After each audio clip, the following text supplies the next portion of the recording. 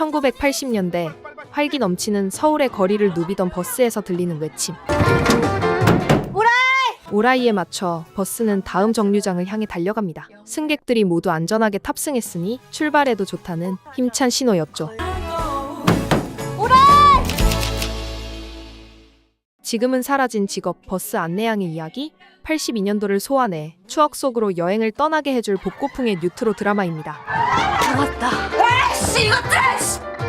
제복을 입은 어린 소녀들을 사람들은 100번 버스 안내양이라고 불렀죠. 그녀들 사이에 귀엽고 이쁘장한 외모로 구김살 하나 없어 보이는 한 소녀가 있는데 바로 배우 김다미가 연기하는 고영리입니다. 뭐든 척척 외우는 재주가 있던 영리는 국어 선생님이 되고 싶어하는 꿈 많은 소녀였죠. 어린 시절 아버지가 돌아가신 후 홀로 되신 엄마와 집안의 기둥인 큰 오빠, 그리고 2명의 어린 늦둥이 동생까지 사정이 이러다 보니 먹고 살기 힘든 어려운 형편 때문에 안내양이 될 수밖에 없었습니다. 그때는 장남이 집안을 일으키고 남아선호 사상이 뿌리 깊었던 시절이라 여자아이들은 가족 생계를 위해 일터로 나설 수밖에 없었죠. 해맑고 순박한 영예는 가족을 지키는 억척스러운 엄마를 도와 버스 안내양이 되었지만 심한 멀미로 고생을 좀 합니다. 하지만 자신에게 늘 고마워하고 미안해하는 엄마와 오빠, 그리고 배고파하는 동생들에게 간식을 사주기 위해 버스 창문을 열고 시원한 바람을 맞으며 배시시 웃습니다. 산업화가 절정에 달하고 여성들의 희생으로 생계를 꾸려가던 시기, 구구절절한 사연들을 안고 모인 이 자리에 또 한 명의 예쁘장한 소녀가 있습니다.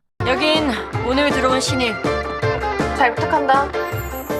또 한 명의 주인공, 배우 신혜은이 연기하는 서종희입니다. 미스코리아가 되고 싶은 꿈을 품은 끼와 흥이 넘치는 소녀. 하지만 그녀의 마음 한켠에는 깊은 상처가 있습니다. 어린 시절 사고로 부모님을 잃고 노름에 빠져 동생을 때리는 오빠 밑에서 힘든 유년 시절을 보냈죠. 악마 같은 오빠는 종희가 벌어온 월급을 빼앗아 노름에 탕진하기 일쑤였고 결국 종희는 그 지긋지긋한 현실에서 벗어나 멀리 도망칠 계획을 세웁니다. 그러던 어느 날 오빠가 도박판에서 크게 한탕을 해온 돈을 보자 종희는 망설임 없이 그 돈을 들고 도망칩니다. 그리고 그곳이 바로 영예가 있는 청아운수였죠. 영예는 버스 안에서 종희를 처음 만나게 되고 청바지에 청조끼를 입고 풍선껌을 씹으며 영예를 꿰뚫어 볼 것 같은 눈빛에 그만 홀딱 반해버리게 됩니다. 종희가 청아운수로 오게 되면서 그녀들은 빛나는 우정 속에 인생 100% 발전하게 되고 영예는 하늘이 준 기적 같은 친구로 영원히 함께하는 절친이 되고 싶어 하죠.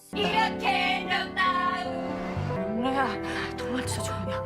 둘도 없는 내 친구야.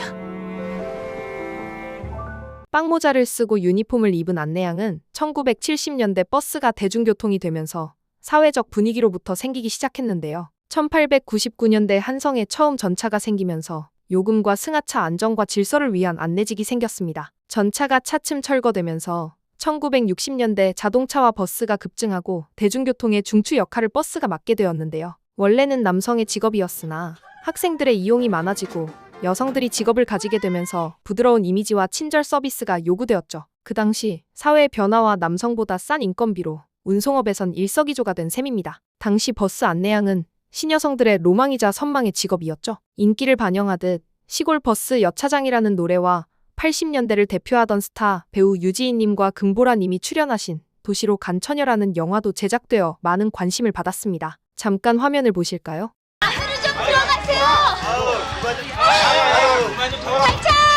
다음은 종로가입니다. 종로가 내리실 분 미리 앞으로 나오세요.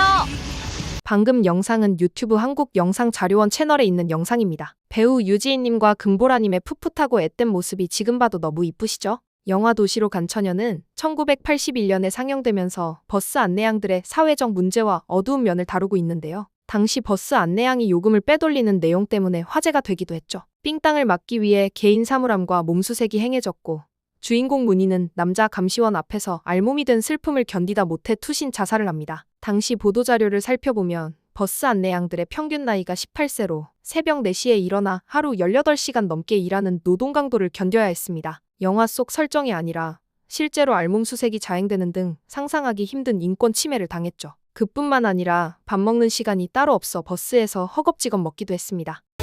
너 엄청 열심히 살던데? 대학 가고 싶어. 나는 미스 코리아나 될까봐. 지랄.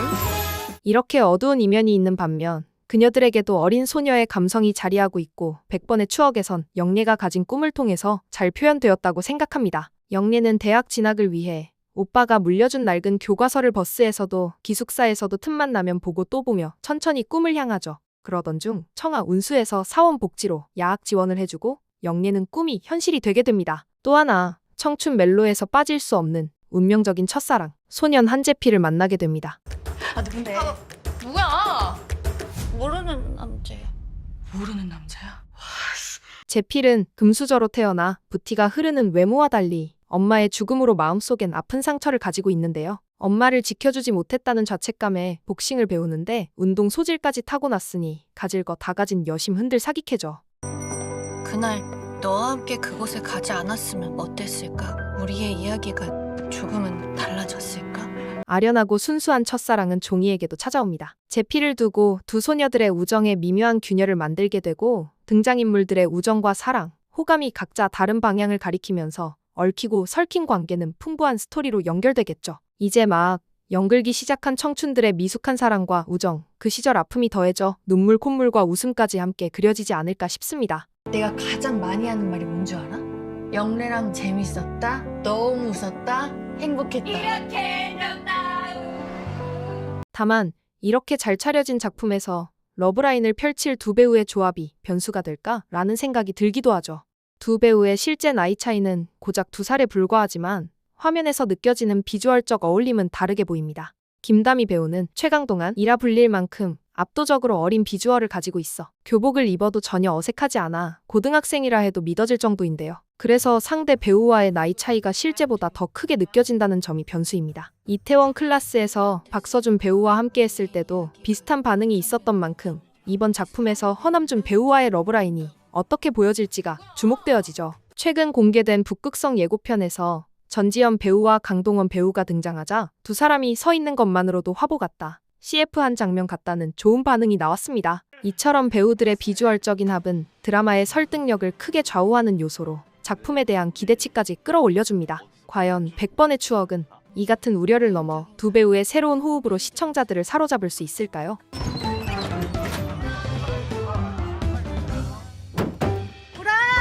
경희 누나가 미리미리 준비하세요. 100번의 추억은 과거의 향수와 새로운 신선함을 동시에 보여주는 작품입니다. 어른들에겐 추억의 향수를, 젊은 세대와 MZ들은 신선한 복고 감성을 전해주죠. 그리고 이 두 세대를 함께 사로잡을 수 있는 배우로 김다미가 가장 잘 어울립니다. 밝고 귀여운 외모와 친근한 이미지, 개성있고 당당한 워너비 캐릭터로 두 세대 모두에게 공감대를 이끌어낼 수 있는 최적의 배우라 할 수 있습니다. 이사님 여기 안내양 못 탔어요. 나 때문에 스카프도 날려먹고. 나중에 얹어서 갚아.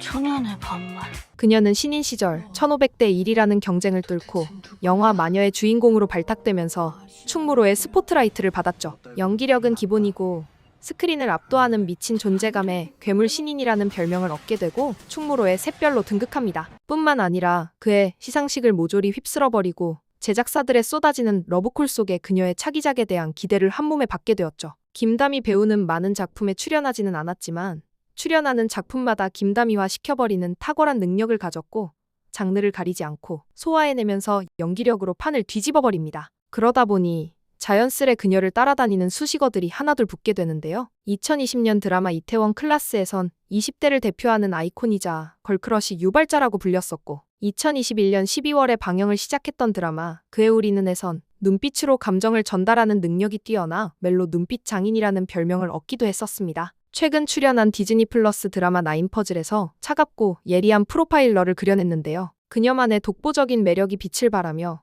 오직 김다미만이 가능한 캐릭터라는 평을 받았습니다. 연기할 때마다 새로운 모습을 보여주며 우리를 놀라게 하는 그녀. 그래서 김다미 배우는 한 가지 이미지나 수식어로 규정하기 어려운 천의 얼굴을 가진 배우라고 할 수 있습니다. 이번 100번의 추억에선 어떤 수식어를 얻게 될지 본방 시청하시면서 맞춰보시길 추천드립니다. 100번의 추억은 에스콰이어 후속작으로 JTBC 9월 13일 토요일 오후 10시 40분 첫 방송합니다. 끝까지 시청해주셔서 고맙습니다. 구독, 좋아요와 댓글로 응원 부탁드리겠습니다.